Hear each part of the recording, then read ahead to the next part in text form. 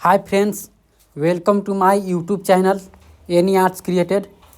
जैसे कि आपने पिछले वीडियो में मैंने सिखलाया था आप लोगों को कि मूर्ति किस तरह से बांधते हैं, तो मैं आज इस वीडियो में आप लोगों को मिट्टी लगाना यानी सिखलाऊंगा।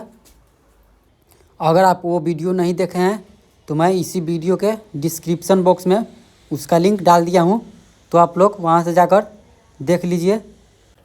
अगर हमारा मूर्तियाँ अच्छा लगता है तो प्लीज़ लाइक कर दीजिए और चैनल को सब्सक्राइब कर लीजिए।